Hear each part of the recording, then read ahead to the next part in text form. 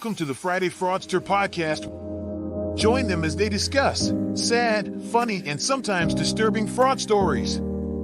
Be sure to catch past episodes on your favorite podcasting platform or go to www.fridayfraudster.com and grab some CPE while you're there.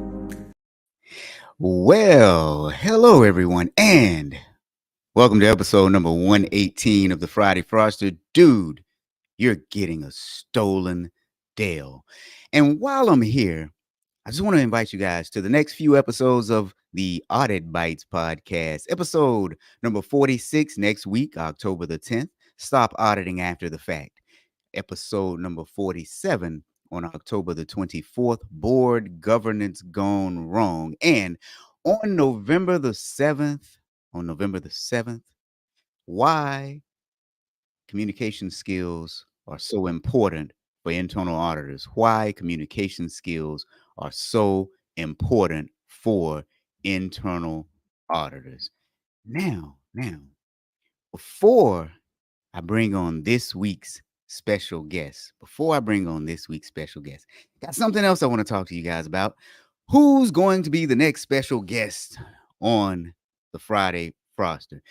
If you have any interest of joining a community full of other audit, compliance, risk management professionals, let me know, because I believe that when we all collaborate and communicate together, we all grow together. And this week, like past weeks, we have some really special guests. So what I'm going to do is be quiet, and we're going to bring them on. We have Clarence, we have Galena, and we have Christine. What's going on, guys? Happy Friday. Hello, everyone. Hey. Now, I think you all are used to seeing Christine. I think you guys are used to seeing Galena. So I'm going to forego the ladies first today, and I'm going to have Clarence introduce himself. Clarence, what's going on? How you doing, Rob? How you doing, Christine and Galena? How y'all doing now? Good. Tell the people, man, who you are and what do you do? I am an internal auditor for the state of Maryland. I've been a state employee for 29 years. Dang. That's a long time. Next year. I'm not even 29 years old, so I'm just... Well, neither is Clarence. He probably started when he was a teenager. So That's awesome. That's really, really awesome. Look at It's been here, a long Clarence. time. I'm Clarence, bringing you you have got another friends extra in the special audience. guest. I can only imagine the stuff that Clarence has seen. It didn't make you laugh. You'll get a laugh.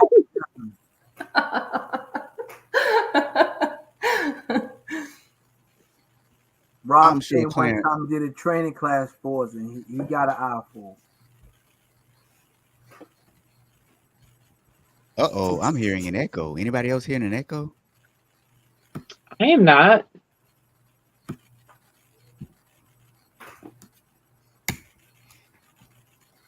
IT difficulties today, I guess. I think so. Let me see. All right, we're going to fix this echo.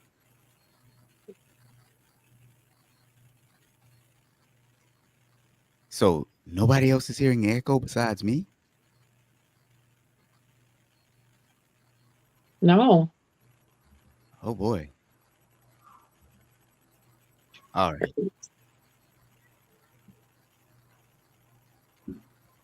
Okay. So now, Galena, who in the world are you? What do you do? Yes, sir. Well, it's always great to be here. So thank you for the invite. And you always have the most amazing hosts, co-hosts. So Galena, I have my own consultancy working with small and medium-sized businesses, assisting with internal controls, SOX compliance testing, managed cybersecurity, and fraud prevention, education, and anything and everything that has related to occupational fraud. What about you, Christine? Internal audit manager for a company. Been an audit Over 10 years in the financial industry for just over 20. Nice, nice. So, for those of you joining us today, I'm going to ask you all to do me a favor. Actually, I don't know if I'm asking you to do me a favor because we're giving away prizes as we do most Fridays. And some people already know what to do to be entered into the contest for the prize. But for those of you who don't know, I'm going to help you out. I want you to drop the hashtag that audit guy into the chat, and we're going to have our AI automatically pick a winner later on in the show. But here's a question for you all. When is the last time you purchased a computer? When's the last time you guys purchased a computer? It's been a few years for me. I think it's been at least 6. 6? Whoa. What about you, Galena? When's the last time you bought a computer? Actually, a year and a half ago, I think. Okay. Basic desktop, but yeah, it's not too long ago. Yeah, I think it's been about 2 years for me. So what about you guys listening? When is the last time you bought a computer? I'm just curious. When is the last time you bought a computer? Now, here's my next question, because I'm pretty sure Clarence and Christine, you guys have work computers, right? Do you have work computers? Yes. My computer is a work computer because all I do is work.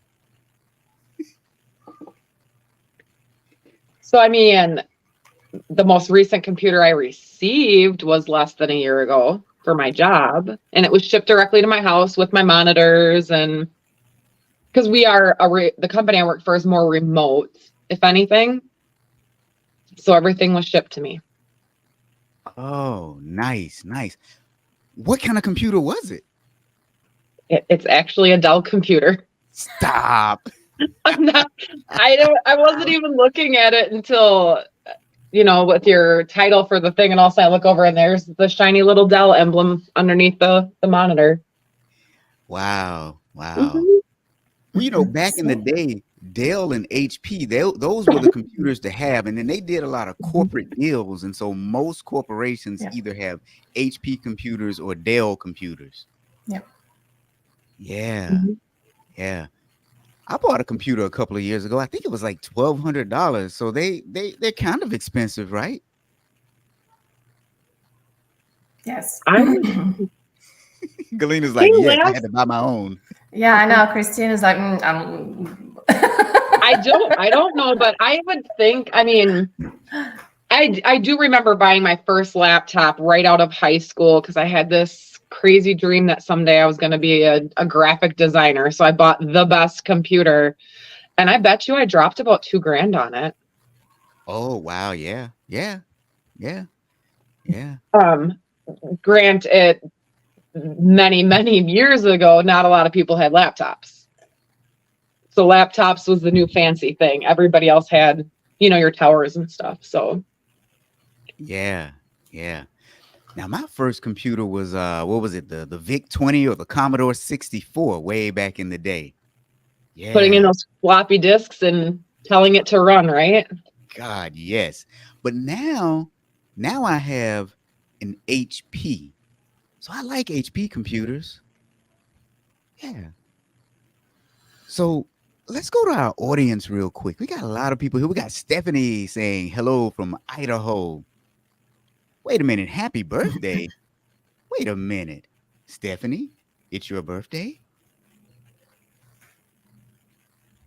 I didn't know that. Christine, how did you know it was Stephanie's birthday? She posted, it was before you started the podcast. She said, happy Friday and birthday weekend to me from Idaho. Nice. Well, happy 21st birthday. Bonita's here. Dana is here too. And Rhonda is here. Oh man, Jose is back again. Thanks, Jose, for joining us again. Now, I guess, did you guys see Galena's special guest earlier? Mm-hmm. Oh, her puppy. Yeah, did you? Thomas says we have a full house today. Thomas, I'm curious to know what kind of computer do you have right now? It's tricky question. Wait a minute. Who is this saying their oldest child is 23? It's not Stephanie, is it? Oh, Stephanie. That can't be Stephanie. No, Mm-mm-mm. that is not. No. So, does anyone, back to the computer talk, does anyone remember the old Dell computers where the young guy was trying to convince his parents to buy a computer, and at the end he would always say, "Dude, you're getting a Dell." Anybody remember those commercials? Yes. Christine remembers it. Clarence remembers it. Galena's like, I don't know what you're talking about. I am not that old. Well, for those of you who don't remember, here's the commercial right here.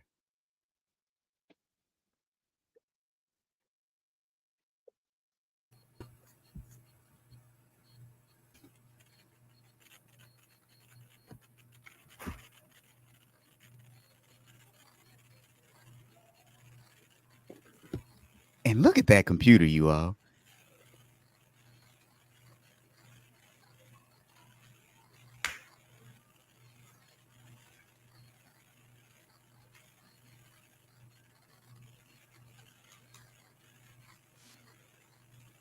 Now, I like free stuff too, but a printer or a webcam, man, this was top-notch stuff back in the day.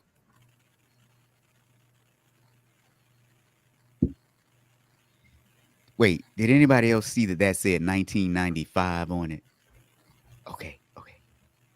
So that's the old Dell commercial. Dude, you're getting a Dell. And you're probably wondering now, where am I going with this, and how in the world am I putting all of this together? And why am I asking everybody about computers? Well, Clarence, this is somewhere up there in your neck of the woods. A former information technology director for Thomson Reuters was sentenced to 30 to 60 months in state prison on Friday for selling about $731,000 worth of computers from his former employer. And he's also accused of selling them online. Now, here's what they're saying. They're calling it an elaborate undertaking because apparently he worked for IBM as a subcontractor for another company that worked out of the Thomson Reuters satellite office in Baltimore. Here's where it gets even more interesting. An internal audit manager for Thomson Reuters testified at trial and said that he opened up an investigation after they found that 573 missing developer laptops were discovered. So what do you guys think? I hope I pulled up the right company. And if it is, they're the one company that shouldn't have had issues with this. They should have, I mean, they do risk and fraud and compliance management services. Like, yeah. I don't know. What are you thinking, Clarence? I'm just wondering how he was able to pull that off and no one be able to catch him. Now, I guess the auditor must have did some type of inventory test or something like that. Maybe checked the equipment or something, because how was he able to steal that many and no one noticed it? I mean, you would figure something like that would have been a huge invoice, you know? Mm-hmm. Yeah, so let's talk about that. Now, before we do, Thomas says he has an Acer right now. And somebody else is saying, ooh, I remember the TI-99. Wow. And then Rhonda was saying, yeah, she remembers those Dells. They were huge and heavy. You had one? Yeah. And someone else is saying developer laptops cost a lot of money. Let me get back over to my cheat sheet. Oh, that was Stephanie saying developer laptops cost a lot of money. So you know what? Here's what I find real interesting. And Clarence, you bring up a good point. The auditor, they must have done some sort of audit test. Yeah, what they were saying was 95% of the computer hardware purchase requests came from him during a specific time period. 95% of requests. So that was one way that it came up. Mhm.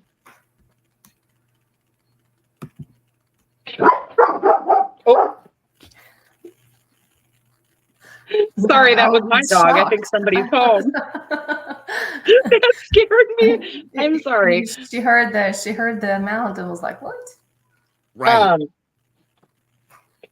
I mean, so 95% of the requests for hardware. I think it depends on how big an organization is, because I think sometimes there is one or two people within an organization that control who orders stuff. I've been in companies where that has happened. It's certain people within the IT function, because there's tickets that get submitted for people requesting, and then it's got to go through those correct approval channels.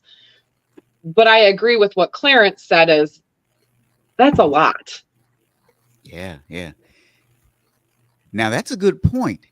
Now, this particular organization, according to documentation, they rarely had bulk orders. And typically what happens is when a new employee comes in, they log it into the system so that they can track each individual laptop to an individual person. But in this particular case, the gentleman ordered a bunch of laptops in bulk and said, and I quote, "Please package for freight elevator," indicating that these were bulk shipments. So he apparently did something that was outside of the normal processing for distributing laptops to new employees. But you got to think, how many times have he did something like that in the past? Because you can tell he was kind of comfortable with doing it. Good point. Very good point. Well, I pulled up his record. Wait, I what don't know if kind of any of you record? guys found. What, I'm curious. So back in 99 and 2000, I've got it here. He ended up getting 3 years of probation for forgery, theft, bad checks, theft by deception, attempted theft by unlawful taking or deposit, theft by receiving stolen property. So that was back in 99 and 2000. And that was a year after he was discharged with honors from the Navy. Yep. Yeah. Wow. I guess my question is, did anybody do a background check? Because you would have found that. Well, I mean, it didn't take me long. And I didn't have to Wow. pay for it, although it does say you're not supposed to use that information. And I did verify it was him, because I could see his picture in the inmate locator. Yeah. Wow. Kalina's like, man, Christy getting real crazy. Okay, wait, let me get this straight. So he was dishonorably discharged from the military. Then he had a string with of... no, with honors. I think. Oh, with honors, I sorry. think. Okay. Yes. So he was honorably discharged from the military. So that's a thumbs up. Then he had a string of stuff happen. And then he got hired by this company and continued, I guess, to lead the life that he started after leaving the military. This is interesting. But my question is, what did he do in the military? Because I don't think he just started stealing. He probably was stealing when he was there. Ooh, now that's a good point. He may have had a similar position in the military that allowed him to take hardware while he was employed with the military. Yes. Very interesting. Yes.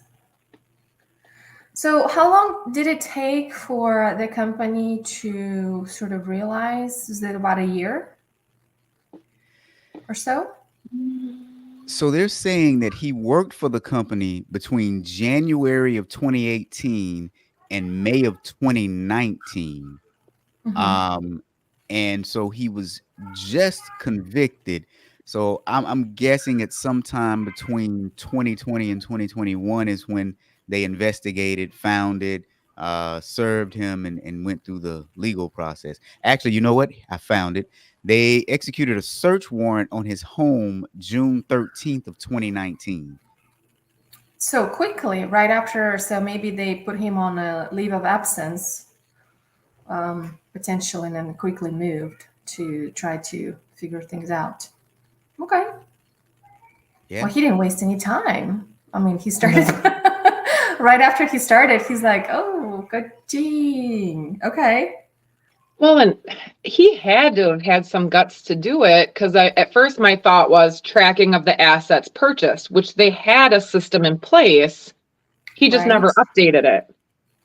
Because I've seen that where you've got organizations that purchase assets and they think, oh, it's under our policy threshold for depreciating an asset, and we're just straight line expensing it. So we don't need to track that asset. Like they think, okay, nope, we're fine. And then they don't track a lot of those. And they're not thinking of the internal theft that can happen when they Now, don't track those. And think about it, he was in a position of trust. So who would have suspected him? Mm-hmm. yeah. And you bring up a good point, Christine. So I worked for one organization where we increased our capitalization threshold to something like $5,000. However, when we did that, we had a certain category of items that we deemed to be quote unquote attractive property. And for those, we entered them in our general ledger at $0, but just used the GL for the purposes of tracking those assets. So yeah, Mhm. we definitely track attractive property, but sometimes people think that when it's below your capitalization threshold, you don't need to keep up with it. And I would say that your hardware is probably more valuable than the cost you've paid for it when you consider the data that is on the hardware and the fact that people could actually use it to infiltrate your network. What say you, Galena? That plus on the financial statements, I don't recall, but I think at some point you would have to track your laptops to in order to depreciate them. I don't remember. Was that ever the case? I know now you can't. So the IRS code, I don't think that you can, but I think at that time you can still do that. So I mean, not only the company took a hit there, I mean, the financials were also a little bit out of whack that they'll need to clean up, potentially. But the thing, it seems like they did have decent internal controls, okay, based on the description. Someone saw something, someone noticed. I mean, it took them, what, about a year, right? To kind of like, but they may have been tracking, etc. What surprised me is that you would think that there's going to be someone who would act upon it a little bit faster and would start asking questions without waiting a year. Like The first time budget? the first time you received an order for 20 laptops, right? You should have checked, did we have that many employees? Did we onboard that many employees? And then look to see, okay, so usually you replace laptops every 3 to 5 years for your employees, right? Okay, so number one, did we have that many new employees? And number two, how many employees came up for renewal, right? Okay, in that given month, you would have, let's say 7 or 10, but you, against the 20 that was ordered, okay, could be, right? Because you go down the line and try to eliminate all this, probabilities. Then the second month that happened, and the third month that happened. So 6 months, I think that's plenty. 6 months is plenty of activity to track to see why would someone keep ordering 10 to 20 laptops. You don't have that many employees. Yeah. Well, and adding on to what you're talking about, Galena, the data would tell the story. And apparently their corporate policy was that every laptop should be assigned to an individual. So they knew that these laptops were purchased. And so a simple search of their system asking what laptops have been purchased that haven't been assigned to an individual would have popped this up very quickly. And Stephanie brings up a good point, or asks a good question, or brings up a good point. Maybe he did something in the military and they discharged him so that he could be prosecuted easier. Ooh. That's true. Yeah. Usually, it kind of crossed my mind as well. This is a really great point. They usually don't discharge you with honors. You know, if there is something that's going on, they would just let you go and discharge you. So he must have, you're right, he must have done something, but it wasn't maybe big enough, right? That they still discharged him with honors, because what that means is he qualifies for pension and he qualifies for other benefits. And that's huge. But you know, that's a good point. If you think about it, though, for him to steal something that large, he had to start off with something small. So I guarantee he started stealing supplies and stuff like that to see how quickly somebody would catch it or not catch it. Yeah, absolutely. But wait, there's more. So when they executed a search warrant on his home, they didn't find any of the computers at his home. So all of the computers were gone. But they did confiscate his phone. And the detective started going through text messages and found some text messages that noted invoices referencing text to and from somebody named Chin and to a company called International Chin between July 2018 and May of 2019. And those correlated exactly with the 309 of the 310 laptops that he had sent out. So there were reference numbers and things like that in the text messages where she was able to cross-reference the computers and the laptops. Now, they also pulled his banking information and they saw where he was receiving hefty sums in his PayPal account. For example, one transfer was about $290,000, but these transfers into his PayPal account stopped soon after the scheme was discovered. Well, and I know we are talking about how the auditor came above this, you know, ways that we could look at, find out something like this is going on before it gets to be so big. Budgets are a big thing for me. I think that everybody should have them. Everybody should look at them. Whoever was running that budget, I don't know if he was in that department. I mean, you're looking at $121,000 in extra expenses that every quarter while he was employed on average. Like, how did that not raise a red flag to anybody? Because you usually budget plus you give yourself a buffer of a certain percentage. And so when you do come to review, if it's a little, you know, if it's higher that quarter, you know, you'd be like, you go line by line. And yes, it does register, but maybe not necessarily, you know, like it didn't scream 100% increase, maybe, you know. Right.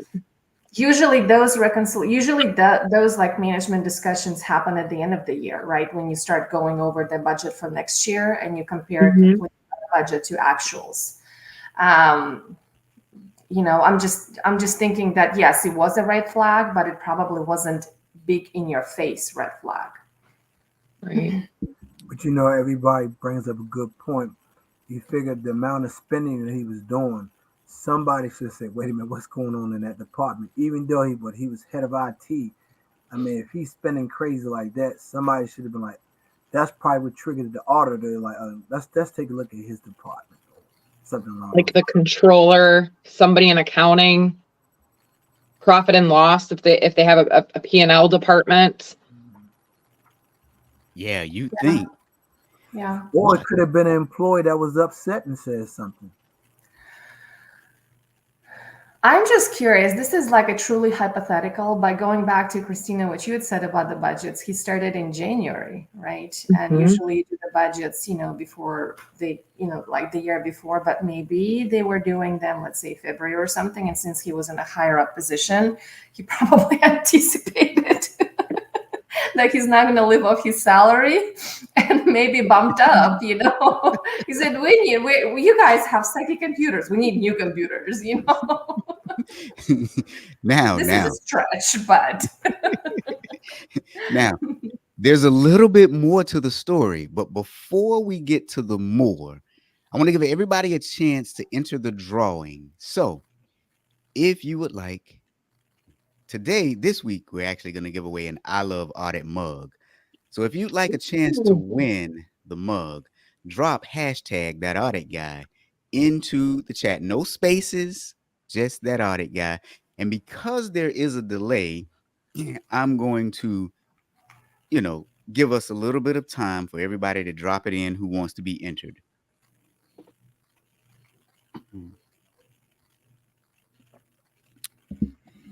And Thomas says, some mad employee said, dude, I didn't get a Dell.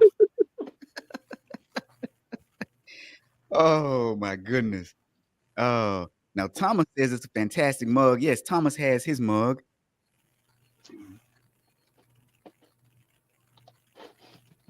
By the way, if you would like your I Love Audit mug, shirt, hat, whatever, go to my website, thatauditguy.com, and pick yours up today. You see how I put that radio voice on? All right.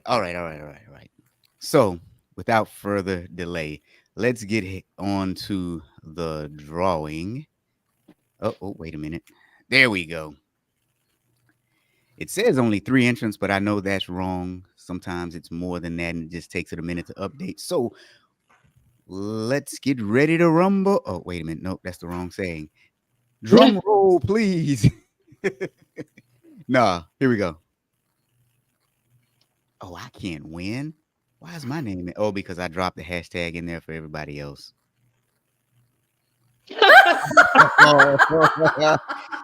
But wait. We have to do it again because I can't win. So now there is a way for me to reset it. Oh, there we go. Draw again. So I will draw again and it'll exclude me this time. Isn't that funny? I came up a winner. First time in my life I've been a winner. Jose, just drop me your mailing address, man, and we'll have that mug. We'll have that mug out to you. Heather says it's rigged. Rhonda says hysterical. And Marsha says, audit that, please. Oh, that's what I get for trying to be helpful, dropping the hashtag into the chat for everyone else. But yeah, Jose, just drop me a mailing address on LinkedIn, my friend, and it'll be on its way. Okay. Now. So now we've had this gentleman up in the Baltimore area who has been convicted of taking over $700,000 worth of computers, about 310 computers, and he's accused of selling them overseas. Now, here's where we get to the interesting part. He would like another trial because he said he didn't get to tell his side of the story at his original trial. And he would like to have his side heard. Here's the reason why this upsets me. Did you even say how much time he got, Rob? I don't think I did. Did I say? I know he was ordered to serve 2 years of probation and to pay restitution of $731,000. But now, as I'm looking at my notes, I can't even find how much time he has to serve. Like that, between 30 and 60 months or something. 30 and 60 months. And so you're looking at, he's probably going to end up with 30. And they even said he can get off easy with good time for stealing $731,000. You're going to sit in jail for just over 2.5, 3 years. Yep. Like, You want No. another trial and possibly get longer. I don't know. You know what they're probably gonna do? They're gonna say because it wasn't a violent crime, they made him reduce it down, put him in pre-release so he'd be home sooner. Right. He used to work for a prison. That's how I know. Mm. Interesting. Very interesting, yeah. So he did not admit his guilt. He basically said, I did nothing wrong. What else? There are some other things. Basically, he said, yeah, you're right. I want to tell my side of the story. And he's like, I don't know what y'all talking about. Yeah. That's a very interesting character trait right there. Yeah. So he spoke on his own behalf and he said that it was a misunderstanding. He also said that he did not have a chance to take the stand at trial. Now, his lawyers probably did that on purpose, right? Mhm. Now, he said he wanted another trial so that he could present his side of the story. Now, let's quote him. Here's what he said, and I quote, I'm the only one who knows this case better than anyone. I know exactly what happened from start to finish. I know exactly what laptops went where to who. I know Mr. Chin is, well, there was no online black market sale of items. Mm. So here's the question that I have. So let's just play devil's advocate here for a minute. And let's say, what if he is innocent and he was somehow scammed into sending these laptops because he actually thought that they were legitimate company purchases? Could that be possible?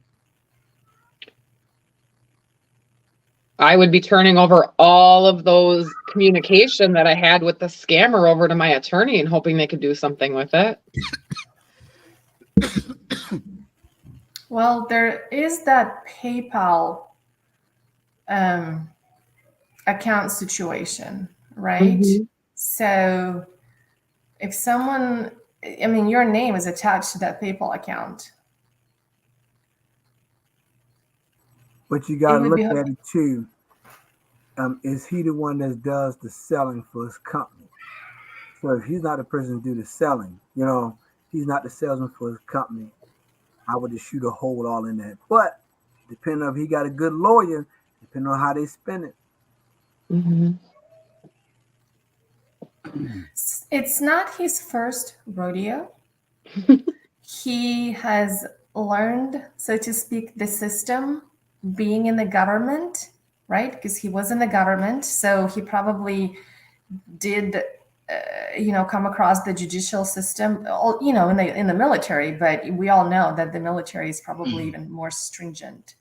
So the charges against him were the charges you don't usually hear, right? In these cases, cases like that, you would be like, either mail fraud or wire fraud, this is not here, right? I mean, I don't think there's like a wire fraud situation here. Those are more theft by deception, so those are the charges that are different. They're not as serious. They don't carry as hefty sentence as when you go into the mail type fraud. So this guy he's good. Yeah. So now Rhonda says, sounds like his lawyer didn't give him the podium for a reason, but hey, if he wants to incriminate himself more, why not? And Marsha said, well, he's the fall guy then. Maybe. And Stephanie brings up a really good point. However, well, let's just read it first. Stephanie said BEC maybe, business email compromise. Now, I thought about that initially, but then the funds came into his PayPal account. So somehow he knew what was occurring or what was about to occur or what had occurred because the money came into his PayPal account.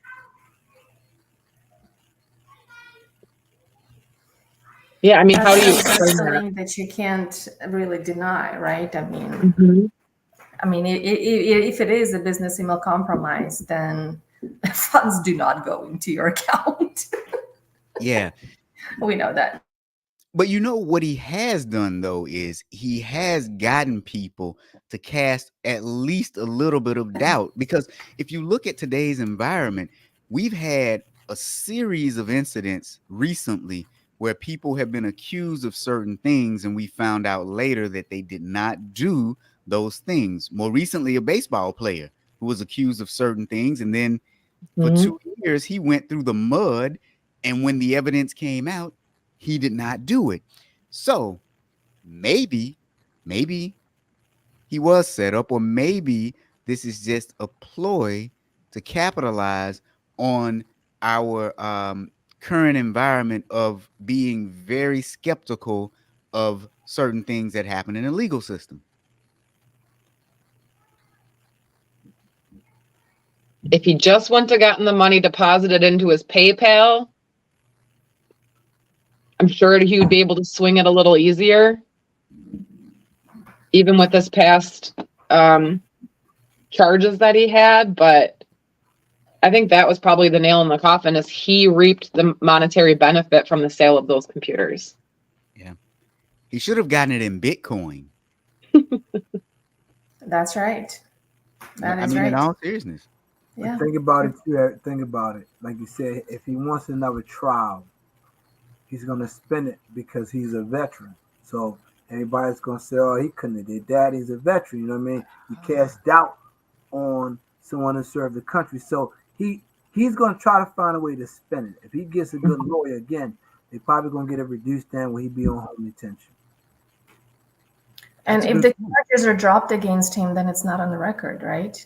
I mean, or is it? But in that case, if he's not convicted, then it's not on the record, and you can go and get another job.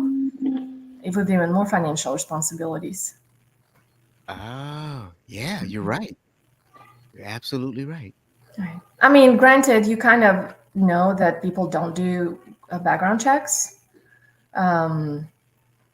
which they should. Mm-hmm. But you know, in this situation, yeah, he probably does want to have another trial just to see that, you know, go for just what Clarence said, you know. And then it's not on the record, and then let's roll. And then he's going to be smarter, and then he's not going to use a PayPal account, and then he's going to register with Coinbase and say, woo! That's a very good point. I didn't even think about that. Oh, wow. This is very interesting. All right. So anything else we want to say about this extremely interesting case?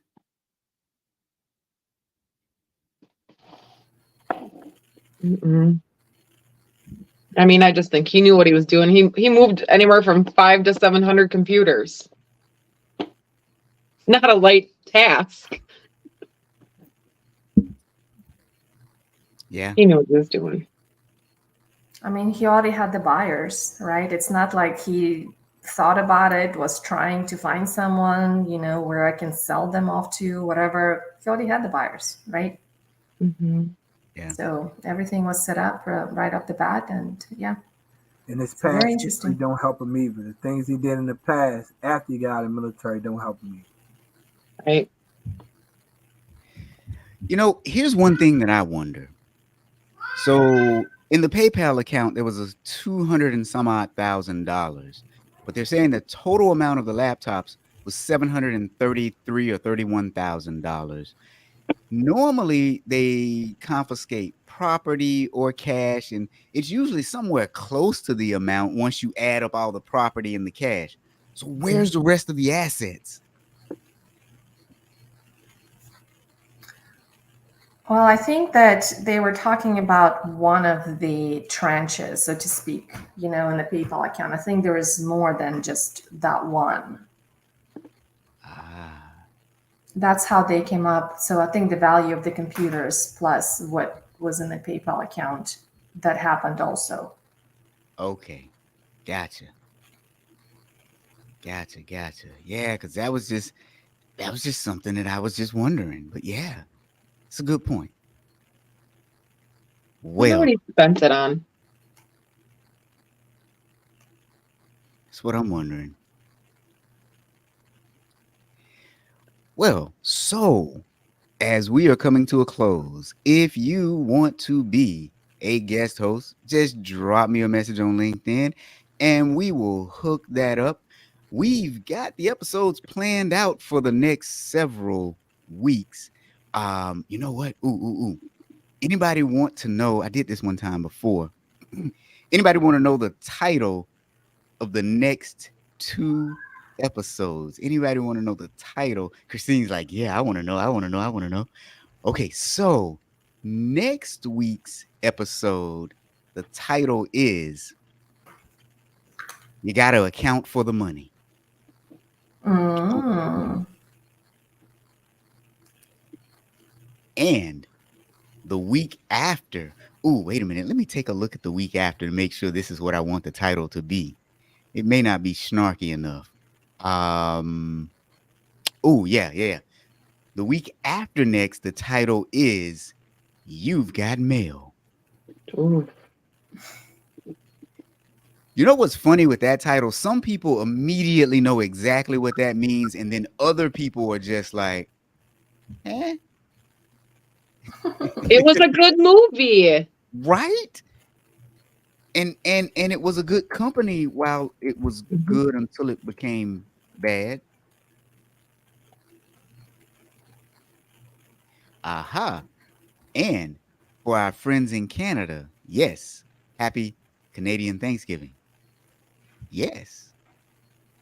Now, Rhonda says stolen mail. I'm not telling. You got to tune in. And then the week after that, though, let's see. Yeah, I think this title works. The week after that is going to be the nursing home nonsense. Ooh. The nursing home nonsense. Marsha says spam and scam. I'm not telling. Oh, yeah, that's pretty cool. Thomas said they just introduced their daughter to that movie. Yep. Very good movie. A classic. Mm-hmm. All right. So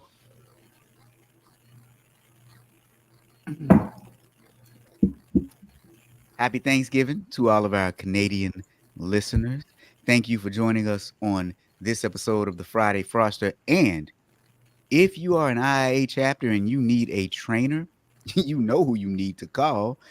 If you are a private company with, say, maybe 10 or more auditors and you need someone to come in and do customized training, you know who to call. You know what? I got another surprise. Check this out. Apparently, even LinkedIn thinks that I am a top voice when it comes to training, because if you look on my profile, you'll see that they have now pinned a badge on me, top training and development HR voice. Top Congratulations. training and development voice. Yes. Isn't that crazy? So thank you all for joining us, and we'll see you next week. Happy Friday, everyone. Have a good weekend.